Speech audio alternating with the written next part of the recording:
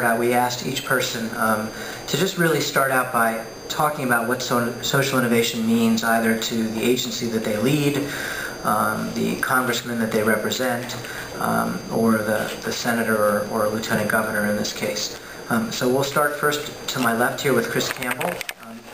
Chris is the legislative director for Senator Orrin Hatch of Utah.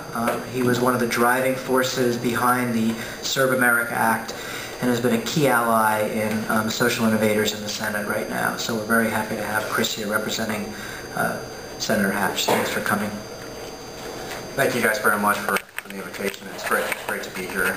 It's wonderful that after passing EMK, as what we call it, Serve America Act, we've had a chance to again participate in a lot of panels, but it's wonderful to be here talking about something that was really important to our office as we sat down and negotiated with Senator Kennedy. We thought in the early days, and I don't want filibuster, but I am from the Senate. But in the early days, Senator Hatch and Senator Kennedy's relationship has meant so much to our office, and having the privilege of sitting down with Senator Kennedy and working on this bill, which was the last really major substantive bill from Senator Kennedy, was an incredible honor to both our office and his, I believe. We came together early on. Senator Hatch came to me and asked if we could find a way to bridge the gap between what would Senator Hatch and Senator Kennedy had been talking about service for such a long time, and done so many things in healthcare.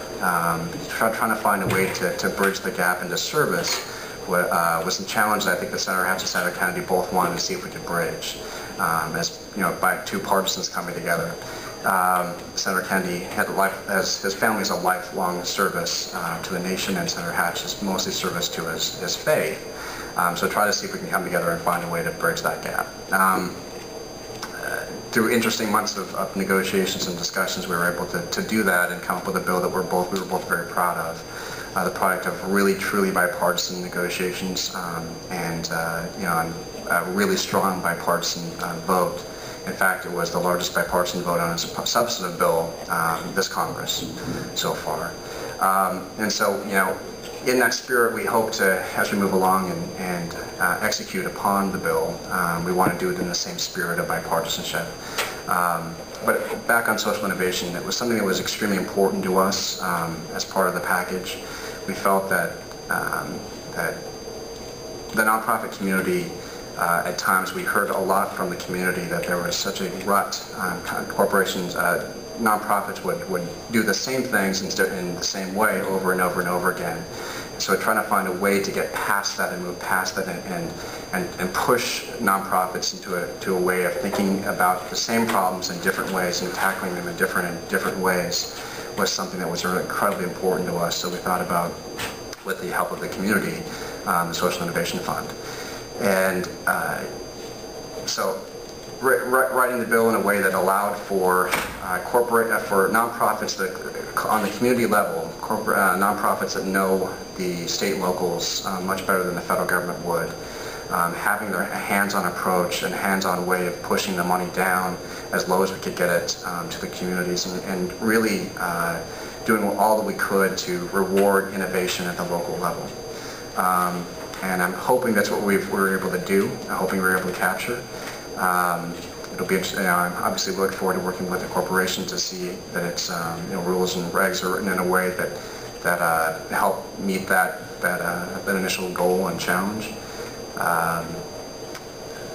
So there's my brief introduction, and I'm happy to answer any questions we have as we move along. Great, and we'll get to questions in a little while. And I realize actually I'm thinking about you sitting here and Marta sitting down there and is working on the fund. It's an interesting dynamic, which I think is terrific. Why don't we move to Peter, who I didn't get to introduce myself to, but Peter, nice to meet you. Peter Frosch is the legislative director of Representative Betty McCollums of Minnesota, who's become a true champion of social innovation from her perch on the House Appropriations Committee. So Peter, welcome, and tell us a little bit about why social innovation means to the Congresswoman. Well, thanks for having me this morning. This is something that our office has been talking and thinking a lot about this year. The nonprofit community and social enterprise is something that is real bread and butter for the Congressman's district, the 4th District, St. Paul. Nonprofits are a major part of the economy there, and this is not new territory for the Congressman. But this year there has been some new energy around talking about the sector and ways we solve problems at the local level that we haven't seen before. And that's exciting, and we feel that that's necessary. The Congressman serves on both the Appropriations and Budget Committees. And this is a harrowing time to be in the Budget Committee. There are a lot of ugly charts to think about.